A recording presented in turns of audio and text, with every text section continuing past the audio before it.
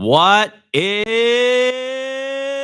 up with it, everybody? Live from the studios of WIUR from the Murphy Center here at Iona University.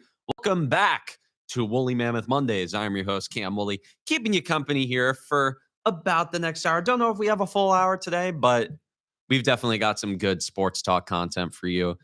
Top of the hour here, 11 o'clock a.m. on Monday, October 20th. So I just want to ask a quick question here, rhetorically, of course. How was your Sunday? How was everybody's Sunday? Because I got to tell you, for a multitude of reasons, mine sucked.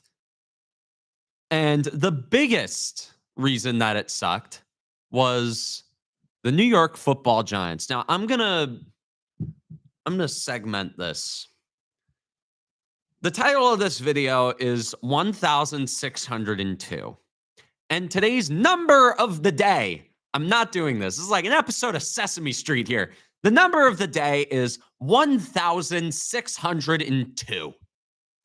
And that is because 1602 NFL teams at any given point in any game had led by 18 or more points with less than 6 minutes to go and had won.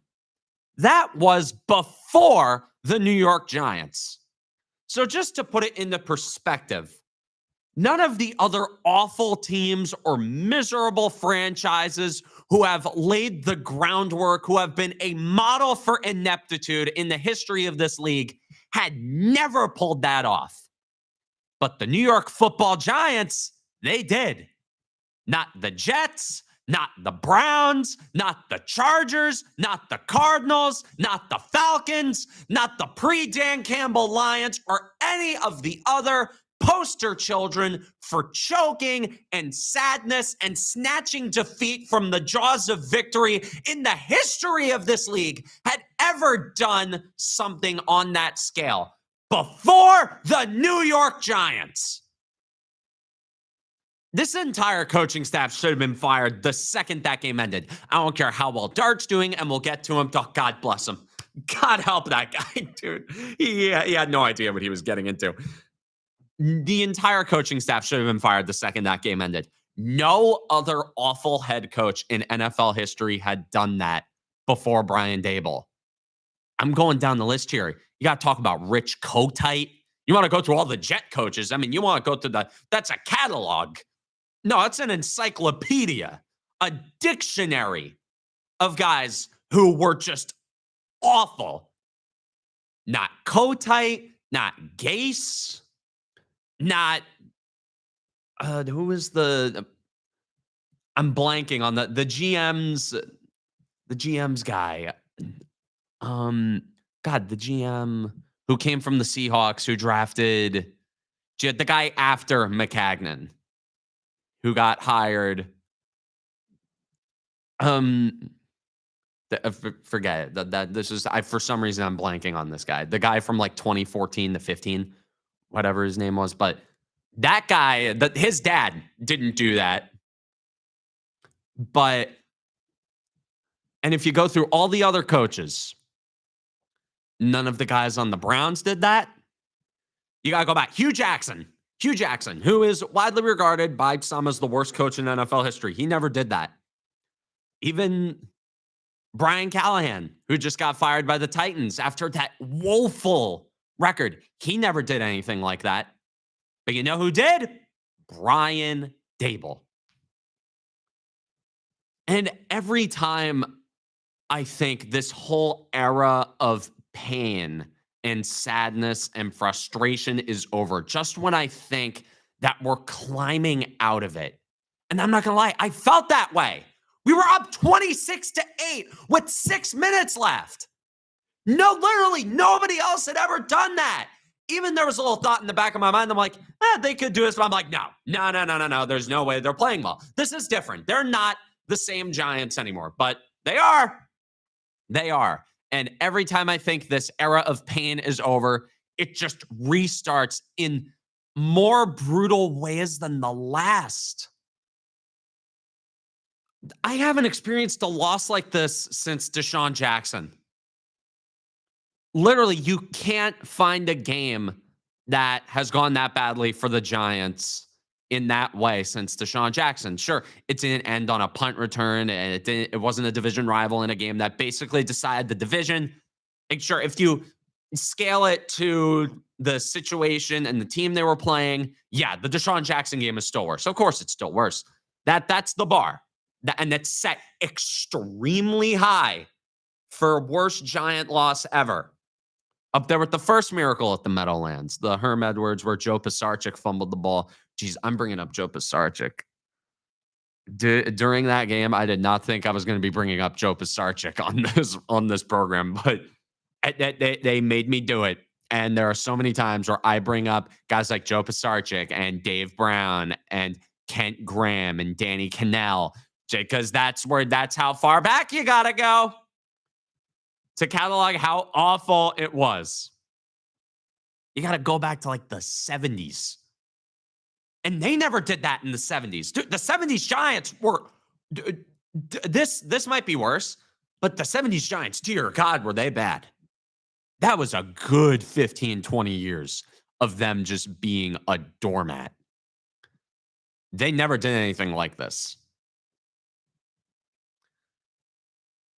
This should have been the end of the derp era. Going by urinating tree terms, the derp era, which I really think, like, that's how you can really catalog this or like log it.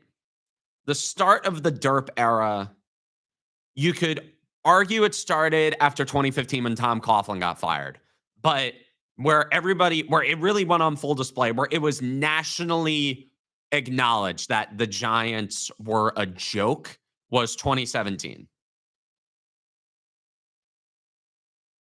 Like the derp era, it started in 2017. It's been going on ever since. And we thought this was the end. This should have been the end. We had them dead to rights in their own building. A building that is really hard to win in. As a road team coming in, you just beat the Eagles. Not only did you beat them, you outclassed them. And this was another game. You were outclassing these guys. You had them on just a platter right there for the taking. And in ways that literally, statistically proven now, only the New York Giants could. They lost that game. They gave up 33 points in the fourth quarter. Again, this is another sad thing. This is the only time in NFL history where a team had gotten shut out through the first three quarters and then scored 30 or more in the fourth. That is the first time that's happened. So yeah, more record-setting, just resetting the bar for what it means to be a laughingstock, not only in the NFL, but in professional sports. That is what the Giants are. Dude, Shane Bowen is tactically brain dead. Brian Burns knows it. Literally got caught on tape. After the game, Brian Burns, who, again, another guy, God bless him. God bless him. Dude, what he's dealing with, he should have been, after this game, we should have been talking about Brian Burns being a defensive player of the year candidate. We should have been talking about Jackson Dart getting rookie of the year. But nope, we have to deal with this now because Shane Bowen decides it's a great idea to rush three and drop 8 guys in coverage, the same strategy that he deployed in Dallas that, guess what, didn't work. In an environment where the air is thin and the ball is going to be flying, where you know they only need to get to like the 50-yard line to get in field goal range, they still ran that same decrepit, disgusting scheme that lost them the game in Dallas. And he didn't learn. Also, Dexter Lawrence and Abdul Carter were on the bench. They weren't out there. When they were rushing three, they weren't 2 of the rushers. Apparently, like, not getting pressure on the quarterback is just fine. Yeah, in the NFL, you can give the quarterback as much time as he needs to throw, and you can give the receivers as much time as they need to run around and find an open space. Dude, this is literally how you play quarterback in schoolyard football. You have all the time in the world. You have no pressure. You can go through your progressions 3, 4, 5 times, And then you can just find an open guy because defensive backs, as bad as they are, and we'll get to the defensive backs, you can't cover receivers for that long without one of them getting open. And that was squarely on Shane Bowen. And like, I remember in the first half to the third quarter, I was getting ready to be like, hey, maybe he adjusted. I remember reading a couple things saying that the players got on him for not being aggressive enough. He's been getting more aggressive. Hey, that's fine. Yeah, cool. But dude, I'm just going to bring up something here. Dude, my grandfather has always hated prevent defense, and this is exactly why. Literally, a plumber from New Jersey knows more than an NFL defensive coordinator. If he was the guy in charge of calling the plays in that spot, the Giants would have won. That's nothing to disparage the intelligence of my grandfather. He's a smart guy. But in that situation, a guy who has never done anything in football in his life, whose only coaching experience in sports is being the worst third base coach in Little League ever, getting a million guys thrown out at home plate, at least from what I heard from my dad. If he was wearing that headset and he had that play sheet in front of him, he could have just said, yeah, just drop 3 safeties, rush 4, bring our best pass rushers out there, and boom, they would have won the game. It's that easy. This is dude, Madden. This guy never played Madden. If Madden has a better idea of how to stop a drive like this, you shouldn't be coaching. You shouldn't be. The fact that he's still employed right now, and the question here goes out to Brian Daboll. Are you willing to let this guy lose you your job? Because if you told Brian Daboll coming into the year, oh yeah, Dart would ball out, he'd be dropping 30 points a game on contending defenses who have stifled great offenses and great teams. If you told him that he was coaching his rookie quarterback to do that, he would have thought, oh yeah, my job's safe. I'm fine. This team's probably doing pretty well. But then Shane Bowen, just the most moronic scheme. And this is a talented defense. This is a talented team. As much as some people don't want to admit, the New York Giants are a very talented football team. There's a lot of pieces on this roster. And Brian Daboll is going to let Shane Bowen sink his ship and basically end his chances at being a successful head coach in the NFL. I mean, I'm going to check Twitter real quick, like just in case anything has happened. In case he cares, he actually does care about his job security. Okay, just refresh Twitter and nope, Shane Bowen's still employed by the Giants. So that should tell you everything about how much Brian Daboll cares about his coaching career, because he's letting this guy who has no idea how to utilize the talent that he has on his defense. He's letting him just ruin his career. And you know what? By all means, he can do that. It's whatever. Also, why are we the only team in NFL history to get blindsided by kicker issues?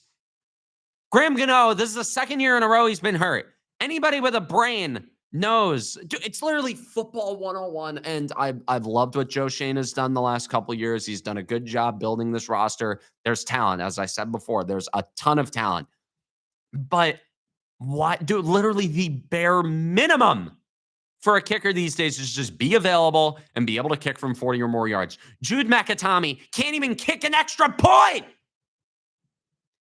This guy was the backup at Rutgers. He was so bad that he lost the starting job in Piscataway. And he's the starting kicker for an NFL team in East Rutherford. Now, this is something I literally found out yesterday. Was, oh, yeah, he was the backup at Rutgers. I'm like, are you kidding? The backup at Rutgers? If this was Alabama where he was the backup, I'd be like, okay, that's fair. That's Alabama. Fine. There are plenty of great backups who come up through Alabama, and they're more than serviceable NFL players.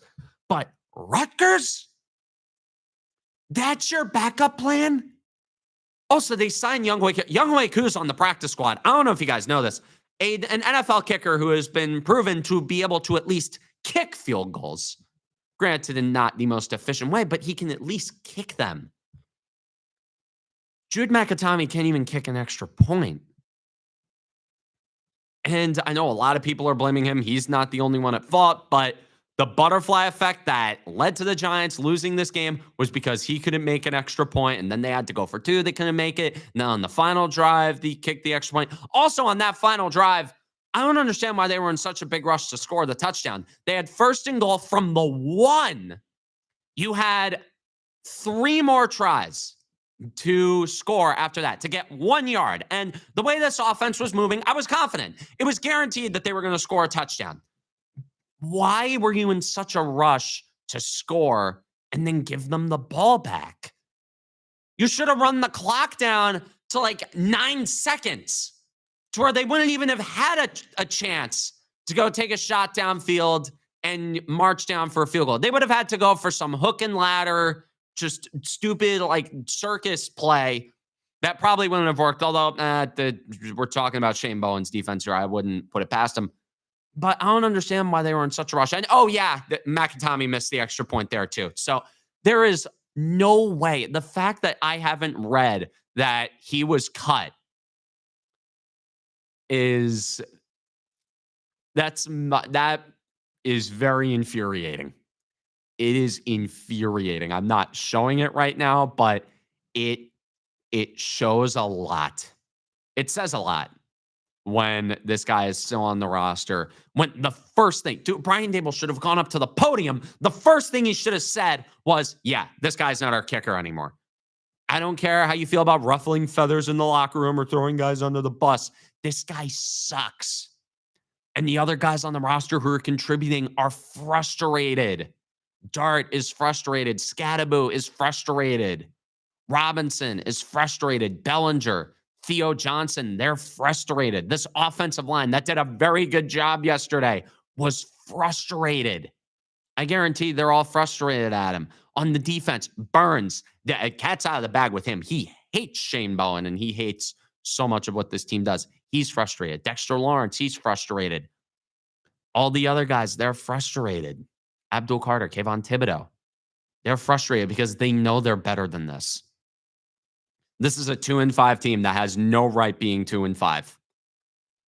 Negligence is going to cost them a playoff spot this year, and it's going to cost Brian Daboll his job. It's going to cost Shane Bowen his job.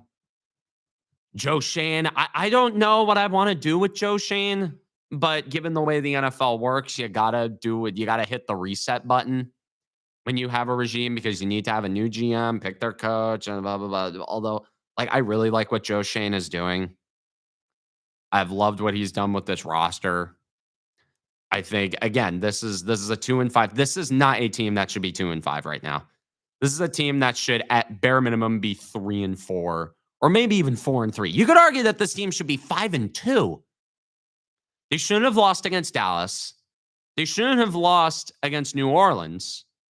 And they shouldn't have lost. I'll give you the New Orleans game. Okay, this team should be 4-3.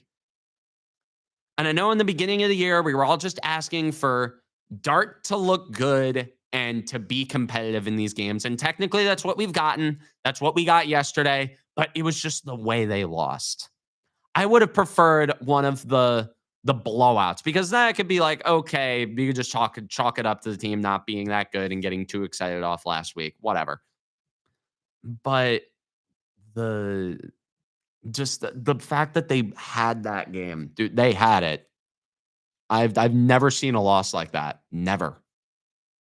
Not since I was 6. And sure, I've seen some bad losses. I've seen some bad almost losses. And if they hung on to won that game, that would have been the worst almost loss in Giants history. But again, they would have won, and I would have been in a good mood. But this team, just I can't. I hate them. with a passion, but I'm going to come back. I'm going to keep coming back. All right, I'm gonna go to a quick break here. When we get back, I'm just gonna talk about Jackson Dart because I think I just want to separate this whole segment. I want to talk about him because that is a very big positive. I don't want to get it twisted. I am loving what I've seen from Jackson Dart, and I'm gonna talk more about him once we get back. Untouchable, unstoppable. This is WIUR Sports Radio. Hi, I'm Robbie Basil, president of WIUR Radio, and I hope you're enjoying today's show. Have you ever wanted to call the biggest games, the biggest moments for the biggest names for Iona Athletics? Then the newly founded WIUR Sports Radio is the place to be. Launched in January of 2025, our goal is to try and get broadcasters here at Iona an opportunity to learn, succeed, and get a chance to be on air. From getting to call the big moments at the hack, Dinkins trying to go to the rack. Denied. Yafet Mundi.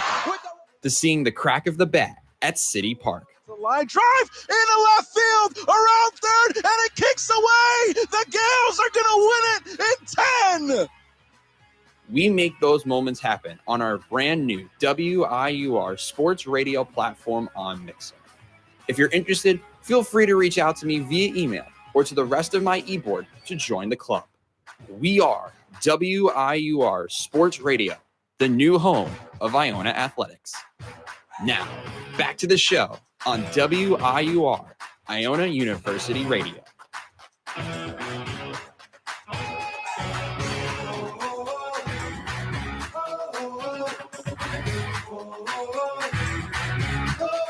All right, we are back. Thank you, Robbie, for taking us through that break. He's good at what he does. I know I say this every time, but he's good at play-by-play. He's a good broadcaster. Very, very professional. Very professional guy. More professional than me. I'll tell you that much. But I just wanted to talk a little bit about Jackson Dart. And even though this game overall was just an awful experience, it was torture. Like the final quarter of that game was torture that I wouldn't wish on my worst of worst enemies. But I just want to take a few moments here to acknowledge just Jackson Dart, dude. I'm just going to come out and say it right now. I know he's only 4 games in, but he's the guy. This is a franchise quarterback. And with guys like this, when you know, you know.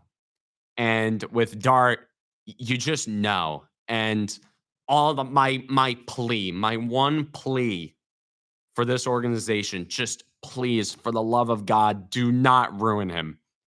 Don't ruin him. This is a special talent that has been doing special things. You don't score 32 points should have been 35 points on one of the best defenses in the league in their own house without being extremely talented. And that's what he is. Right now, he is 13th in EPA per play without any real wide receivers. I know after last week, after the Eagles game, I said, hey, I wouldn't be shocked if this guy's in top 15 conversations. Well, by this stat, he's already a top 15 quarterback in the league. And I read in weeks 6 and 7, Dart is 4th, I think, in EPA per play. I'm going to double check this stat real quick because I saw it this morning. And this was something I wanted to bring up. I didn't have the opportunity to write it down. But yeah, Dart is 4th in EPA per play in the last 2 weeks. That is who he is. He's only behind Patrick Mahomes, Drake May, and Dak Prescott. By the way, Drake May. Boy, did I call my shot on him. I'm taking a victory lap here. I am very passionate and very into my quarterback predictions going into the draft and who I think is going to be good. Drake May. I called my shot. Some people thought I was crazy. Some people didn't like him, the UNC quarterback. No, Drake May. He's a beast. Not that Patriots fans deserve him, or any Boston sports fan in general deserves anything good after the last 25 years. But Drake May, He's going to win a Super Bowl very soon, I think. This is going to be, I think the Patriots and the Chiefs are on a crash course for a playoff game. But yeah, Jackson Dart is only behind 3 guys who are bona fide MVP candidates in the last 2 weeks in EPA per play. Guys who he's ahead of? Let's go down the list. Jalen Hurts, Aaron Rodgers, Jordan Love, Matt Stafford, Daniel Jones. Hey, Danny Dimes doing pretty good in Indianapolis. Indiana Jones, how about that? Jared Goff, Justin Herbert, Jaden Daniels, Bo Nix, Caleb Williams, Carson Wentz, Trevor Lawrence, and then you go down to the worst. Yeesh, Justin Fields is in last by quite the margin. And where Cam Ward is third to last. So, maybe winning that game against the Colts last year might have done him a little good. But Dart is showcasing he can be an elite quarterback. And he doesn't have any real wide receivers. With that same lack of weapons, he was running Jalen Hyatt and Lil Jordan Humphrey as the main wideouts in this game. He torched an elite defense on the road. And sure, he had the pick, but he shouldn't have been throwing there in the first place. On that 3rd and 5, if you ran the ball there, also that's Cam Scattaboo, there's a chance he gets the first down. When you're in that situation, you just need to burn the timeout. Dart shouldn't even have been throwing. And yeah, that was a bad pick, a bad decision. Just take the sack. But again, we forget he's a rookie in literally his his 4th start. And he's doing things at a level. He is keeping pace with MVP candidates. And I'm not trying to say that Jackson Dart's going to be MVP at some point, but he certainly is on that trajectory. As of right now, Jackson Dart is on a very special trajectory that I'll admit I did not have him on. Sure, in the preseason he looked good, but coming in even after we drafted him, I was like, yeah, I mean, whatever. I was like, because I viewed him as a 2nd round quarterback. I was like, yeah, whatever. I'd like if he looks good. I just want him to look competent in this offense. He's got Malik Neighbors, blah, blah, blah, blah. At the time, he had Malik Neighbors, but I wasn't expecting too much out of him. I expected him to be decent. I did not expect him to be this. He is a very, very, very good quarterback. He has a lot of ability. And I said this last week, and I'm going to maintain the energy. I don't think there's any game for the rest of the year where I don't think they have a chance of winning. Because again, even though they blew this game, they were in it. They had the game won, but it was I'm not blaming Jackson Dart. He did a very good job. He was amazing. He's still just impeccably efficient on 3rd down. He keeps the offense on the field. He keeps the defense rested. And, speaking of the defense, I'm just going to go on a little sidetrack here. Dude, Deonte Banks, he is poisonous because the second Paulson Adebo was ruled out for the game, the Giant defense couldn't stop a thing. They went from shutting them out for 3 quarters to letting up 33 points. And that's all you need to know about Deonte Banks. But this is back to Dart. This is a guy that you can absolutely win a title with.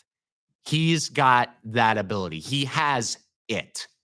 He has the moxie. He has that gusto. He's an elevator.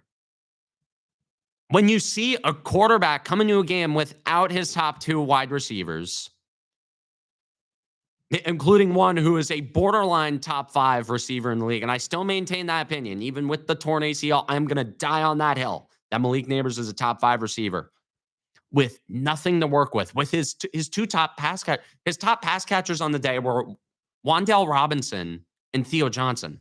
Wan'Dale Robinson was a 2nd round slot receiver who's become a possession guy who catches button hooks. Although now they've started to let him go loose a little bit, and I'm happy about that. I like Wan'Dale Robinson. I think he's been doing a great job. And then you had Theo Johnson, who I like him. I think he's very talented. I think he's athletic. I think there is a chance that within the next few years he becomes like a top 15, maybe top 10 tight end, but he's not he shouldn't be your number 2 pass catcher in a game against the Denver Broncos defense. But Jackson Dart went into that situation and scored 32 points. Should have been 35 points and should have won. I don't know what else you could call that guy other than an elevator in every sense of the word. And when you talk about a franchise quarterback, you talk about a guy who can elevate the players around him. And that is by definition what Jackson Dart did this week and what Jackson Dart did last week against Philly. And that's why I think he can do in Philly next week. And sure, I think that game, I don't like our chances in that game, but I think we do have a chance simply because of our quarterback. He's the guy. Plain and simple. I'll ride and die with him. And it makes it tough with Daboll because it's clear that he works in Daboll's system. And it's clear that they can win games with him, and they're scoring a lot of points against really good teams. They just scored 30 points in back-to-back weeks against teams who people consider to be contenders. And Dart has done that, and he did it in Brian Daboll's system. And I still want Daboll fired, but it definitely makes the decision less black and white than it was with Russ. Because with Russ, it was just like, yeah, Daboll sucks. He's terrible. He's the worst. Yeah, just get rid of him. But with Dart, it's like, wait, he's doing really well in this one system. But the cons of what Daboll has brought to this team in terms of the coaching turnover, the fact that no defensive coordinator wanted to take the job, and that's why we got stuck with Shane Bowen, who nobody wanted. And this is another guy who's going to be on the hot seat. I don't know how else you can get a new guy on the staff. Maybe you promote somebody in-house. But again, if Shane Bowen's bad, imagine how bad his underlings are. Maybe Andre Patterson, that's a guy I've heard of, but he's the defensive line coach. And sure, he's done a good job with them. But how much can you trust him to run a defense? How much can you trust him to learn how the linebackers and corners and safeties work? But I trust him more than Shane Bowen. I trust him to be more aggressive. That defensive linebacker might have something to do with that. But again, if Daboll stays, you're getting rid of Shane Bowen, which is what they should have done after last year. But again, no coordinator in their right mind would have taken this job because he would have been gone after 1 year anyway. But I still think he should be fired and I brought up Drake May before. Drake May is a case of why you can fire a head coach after his first year with a rookie quarterback because he's doing just fine with Mike Vrabel. And again, I talk about Dart's talent. He's definitely talented enough to have it translate across multiple coaches. And I believe that. I genuinely do. And I love him so much. He is such a great, great talent. And I think this is a guy where if the Giants, this is a championship window. Don't get it twisted. This is a championship window that has now opened because your quarterback is on a rookie contract. You have Dart on a rookie contract for 4 more years after this. You have Malik Neighbors on a rookie contract for 3 more years. You have Abdul Carter on a rookie contract for 4 more years. You have a plethora of elite players who have held their own against elite teams.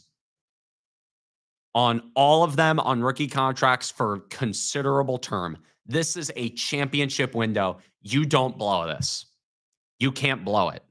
Because Dart, if we think quarterback contracts are steep now, dude, Dart's going to get like $400 million if he keeps this up. But again, I'm getting ahead of myself. But with Dart, I'm only saying this because I believe in him, and everybody else believes in him. He is a super talented guy. This wasn't just a one-off thing. It wasn't just, oh, the Eagles were coming in sluggish, or oh, the Chargers got caught off guard by a rookie quarterback. This is a guy who the defense had film on, who openly opened their mouths about. And God, that's the worst part about this loss. We were supposed to drag Nick Benito, who ducked Andrew Thomas that entire game, by the way. He was going one-on-one on Jermaine Illuminor that entire game, and he did nothing. But again, he's walking away from this scot-free because the defensive coordinator on the other side and Deontay Banks are just criminals. And with Dart, this is real. This is definitely real, and I'm excited to see this unfold. If there is anything else I am excited about, I am excited to see Jackson Dart. And given that they're out of the playoff picture, I can sort of step back and think, and I can watch these games solely to watch Jackson Dart. And that's how I'm going to approach the rest of the season. I am not going to watch the Giants. I am watching Jackson Dart.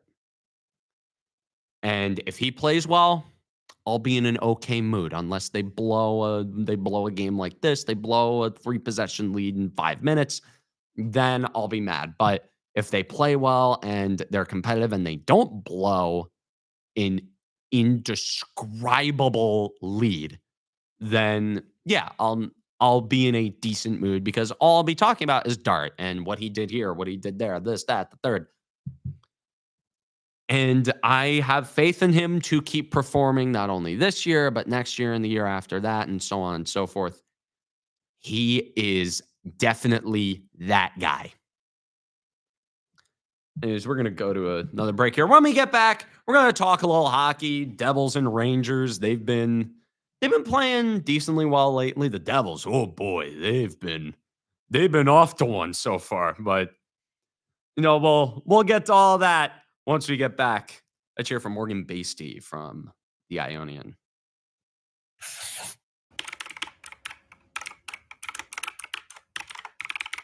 This is WIUR Radio. Hi, I'm Morgan Beastie from the Ionian, and I hope you're enjoying today's show. Are you looking for the latest scoop on campus news, sports, and more? Check out the Ionian University's very own award-winning student newspaper. We keep you up to date with everything happening on and off campus. Want to know about the big game, the latest campus event? It's all in the Ionian. Join the conversation. Read, write, and get involved. Visit www.theionian.org or pick up a copy around campus. Stay informed, stay connected. Now, back to WIUR, Iona University Radio.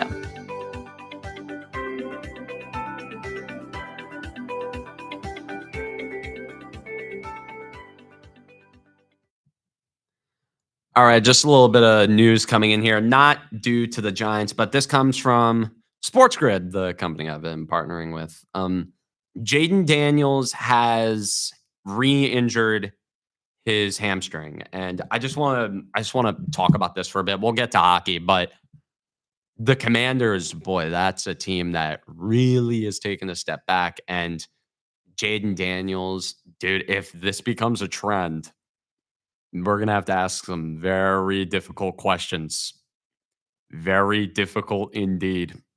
Because, the RG3 is still fresh in our minds. We just had, and it's similar, rookie quarterback coming in, seemingly reviving the franchise on his own.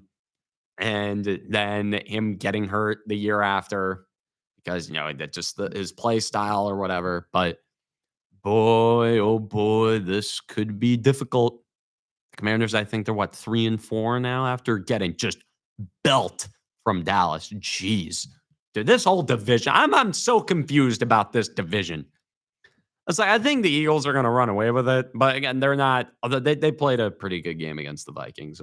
You can't really complain about what they did. I mean, I'm a Giants fan. I'm going to complain about what they did. They looked a hell of a lot better against the Vikings than they did against the Giants.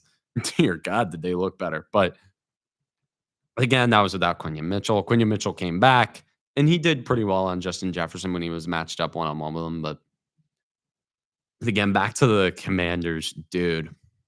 This could be a sweetheart story that falls apart real quick. Real quick. I mean, so I want to get to some hockey here, and then we'll wrap up after that. I'm gonna start with the Rangers here. They've been really up and down. You can't really get a read on them. It's like, yeah, they haven't scored a goal at home. The first time any NHL team has done that since 1928. Open their first 3 home games without scoring a goal. Although, hey, I know you Ranger fans, you love comparing, you love finding similarities between years that you've won and the current year. You know who won the Stanley Cup in 1928? The New York Rangers. The New York Rangers won the Stanley Cup in 1928. So if any of you Ranger astrologists want to hop on that train, maybe you can do that because God knows you did it in 2024 with all the 1994 comparisons. And with the Rangers, I mean, they play really well on the road. They just won in Montreal against a team that's been really good. Just a really, really good Montreal Canadiens team who is looking like they're going to take the next step. They've got a lot of talent on that team. I mean, good Lord, Cole Caulfield, Nick Suzuki, Patrick Laine, dude, their defense. My God, I mean, you got Lane Hudson, who just got given the best contract for a defenseman that I've seen. And you got Noah Dobson up there, both of them locked down long term at less than $10 million a year. You have Ivan Demidov, who's looking pretty good. Just overall, a really, really good nucleus of guys up there. And the Rangers came in and they won that game in regulation, no questions, no overtime, nothing. Just a very complete game. The guys did what they were supposed to do. And they mostly control play in all these games. Even when they're not scoring goals, they're mostly controlling play. They're dominant. The deserve to win-ometer, it's up there. They're at over 50%. And they're playing really well. Like, I think this is a team that probably is going to make the playoffs because that's how the NHL works. You have you just make one coaching change and they boost their win total by 20. It's the NHL. It makes no sense. Like, you cannot make for one of the most analytically inclined sports, hockey. It makes not any real sense. But that being said, dude, when you look at the expected goals that aren't being converted into actual goals, you can chalk that up to there being no finish, especially at home, or at least at home, they can't finish. And that can change. That can definitely change. The Rangers historically have outperformed expected goal metrics, even sustaining it during deep playoff runs. So this is how they have historically won. Well, not won, like not the Stanley Cup, which is really what matters, but that's how they have gotten deep into the playoffs. It's how they've gotten to the conference final. It's how they got to the cup final in 2014, just historically outperforming their possession metrics and outperforming the analytics and taking advantage of the opportunities that they do have. Sure, you can chalk some of that up to trading Chris Kreider, but again, I thought trading Kreider was a smart move. He had a big contract. He didn't play well at all last year. Sure, he's had a hot start in Anaheim, but again, in the NHL, you see a bunch of guys who are plugs get off to really hot starts. I mean, an example I like to think of with the New Jersey Devils in the 2017-18 season, Brian Gibbons. You haven't heard of that guy's name, and I don't blame you because the rest of his career, he was a plug. But Brian Gibbons, for a little bit on the Devils, was one of the most productive forwards on a team that had Nico Hischier, Kyle Palmieri, and Taylor Hall on it. Granted, those were the only 3 guys who were productive that year, but that's beside the point. So you have little flashes of bad players getting a little hot and having some puck luck, but with the Rangers, you can sort of expect things to rebound a bit. And some of the guys you're expecting to perform are performing. Panarin is playing really well. Fox is playing really well. Trocheck to a degree. Gavrikov's been decent enough so far, even though he's not scoring points. He wasn't brought in here to get points. He was there to play well. He's a +3. And I think Lafreniere and Cooley will get there. Cooley to more of a degree because he had a really good year last year. Lafreniere, I don't really know, but he's like, you have these guys who kind of go up and down. But again, the main problem with the Rangers, and I'm going to harp on this, depth. depth, depth. For the love of God, you need depth on both fronts. You need depth on the forwards and you need depth on the back end because you cannot go out there with Taylor Radish, Connor Sheary, and Matt bleeping Rempe logging everyday minutes and expect to get any real sustainable depth scoring. And on the defense, you can't expect to throw Will Borgen back there logging top 4 minutes and expect to be taken seriously. You can't do either of those things and expect to be taken seriously as a real contender. Although the Rangers didn't have any real forward depth on their not their Stanley Cup, on their deep playoff runs. It felt like Stanley Cup runs, but on those deep playoff runs. But again, they had guys like Vetrano, Kopp, Mott, Wenberg, Roslovic. You had plenty of guys like that who were chipping in on the bottom six. And with the Rangers, you know you're going to get goaltending. You know what you're going to get out of Igor. You know what you're going to get out of Quick. And I think this is a team that makes it to the playoffs. I think the Capitals are going to regress. I think the Metro is a lot weaker than people are letting on.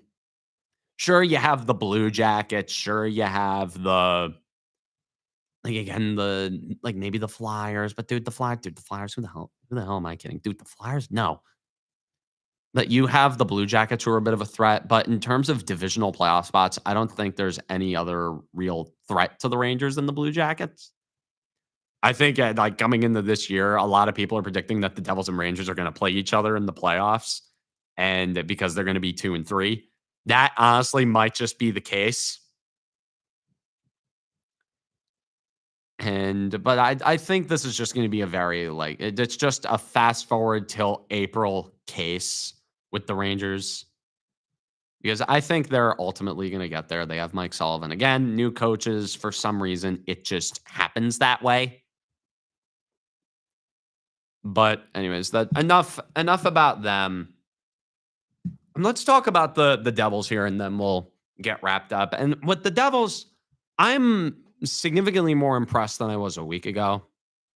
Because last week I was like, they lost to Carolina. They didn't look that convincing against Tampa and Columbus. But then they followed that up by winning their first 2 home games against the Cup finalists and doing it in a fairly convincing way. And everything's going according to plan. This is an impressive start against some good teams. Going 4-1 in this stretch, my God, this is really good, especially after they didn't really look so hot coming out of the gate. And I just want to acknowledge from that last game on Saturday, people seriously thought Jack Hughes sucked at hockey now. Because he was coming off shoulder surgery, he didn't look quite as hot. But in a game where Connor McDavid shared a rink with him, he was the best player on that ice. That first goal that he scored, where you sure was a nice little play by Pesci, but Jack Hughes, he was skating through. He split 3 defenders and he wired a wrist shot far side from a considerable distance. So that's very encouraging to see. He had a very nice backhand goal, or a little backhand forehand, a little breakaway on a defensive breakdown. But yeah, Jack Hughes, he's definitely, let's not get it twisted. Jack Hughes is still the most talented player on this team, and he is still one of the most talented players in this league. What a lot of people are starting to forget. Jack Hughes, dare I say, he's starting to enter underrated territory. I never thought I'd say that about Jack Hughes. I thought Jesper Bratt and Nico Hischier were those guys, but Jack Hughes, I think he's starting to enter that territory where not a lot of people, sure, people will be like, yeah, he's a top 15 center, when really he's more a top 15, borderline top 10 player when he's at his best. Because he took over a game, again, where Connor McDavid was playing, Jack Hughes was the best player. And I think a lot of people are underselling that. Sure, the Devils fandom isn't, but I feel like a lot of people around hockey circles are going to let that slide. And I'm going to hold on to this game against the Oilers. And the rest of the big forwards, they're doing their jobs in spades. Sure, Nico Hischier and Jesper Bratt, nothing unusual with them.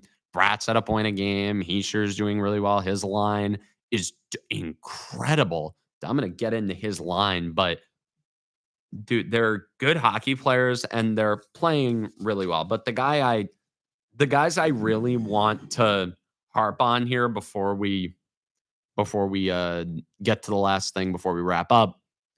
Timo Meyer's finally looking worth that contract, the 8.8 million a year contract. He has been a play driver. And I talked about Heischer's line. Meyer's a huge part of that. He is at a point of game right now. He's on the first power play unit. He's scoring goals. Who would have thought putting the goal scorer on the first power play where you have some of the most talented playmakers in the league and he would have scored goals? Who'd have thunk it? And the other part of that Heischer line, dude, Dawson Mercer he looks just amazing. What he's been able to do, if he elevates his game back to his 2022-23 self, that this team that you patched up a lot and you answered a lot of questions if he steps up and becomes that guy. And when you look at this top six, you have 5 guys who can match up against the best of the best in this league. Literally what they did. They got given a gauntlet to start the year. The league said, here you go. Good luck. And they have held their own and they have won. They have won those battles. Even the small ones, they've controlled pace of play. They've executed on the opportunities that they have had. And honestly, you have 5 out of the 6. Literally just get any other legit top line winger to replace Andre Palat or Evgeny Dadonov when he gets healthy on that Hughes and Bratt line, and you have something special. Because that's literally the only thing I can think about that's missing. Because once you get that, you can bump Palat and Dadonov down to the third line. And boy, that you want to talk about depth scoring. Evgeny Dadonov, I don't care if it's pronounced Dadonov. I watched too much 2BC growing up to call him anything other than Evgeny Dadonov. But if you get a top line winger to work with Jack Hughes and Jesper Bratt, preferably a goal scorer, yeah, I'd ship off like God knows how many first round picks for Philip Forsberg right now. But if you get a guy like that to be the real complete, the final piece of an elite offensive line, you can push Palat and Dadonov down to the third line. They'll be down there with Cody Glass. They'll probably be doing pretty well. And then the fourth line, you can bump Connor Brown down, or you can keep Connor Brown on the third line. And then all of a sudden, the Devils, who have had no depth scoring in the last year and a half, they would suddenly get quite a bit of a boost. And again, this all kind of hinges on Dawson Mercer keeping things up. But if he does, and it looks like he is, because if he does this against the good teams, imagine what he's going to do against the bad ones. And overall, I'm feeling a lot better about this team than I initially thought. Sure, the defensive metrics aren't that good, but I think that's just on account of playing really good teams with really good forwards. Like any team is going to struggle against them. But this team, I mean, they look like in a week where the Giants blew that the way they did. I really appreciate the Devils just being normal and just doing their job and being good at what they do and just winning games. Doesn't have to be extravagant, doesn't have to be crazy. They're just making plays, they're winning games, and they leave me in a better mood than when I started. And that's all I can really ask for. Anyways, that'll be enough from me today. Thank you guys for tuning in so much. I hope next week brings better from the Giants. I don't know how it can get worse, but it can get worse. No, next week, God forbid, I'll be talking about Jackson Dart like tearing his knee or something. But again, I don't want to put that evil out there. I just put it out there. Dang it. But anyways, thank you so much for tuning in. Once again, this has been Woolley Mammoth Mondays from the studios of WIUR. I am Cam Woolley saying take care and have a good one.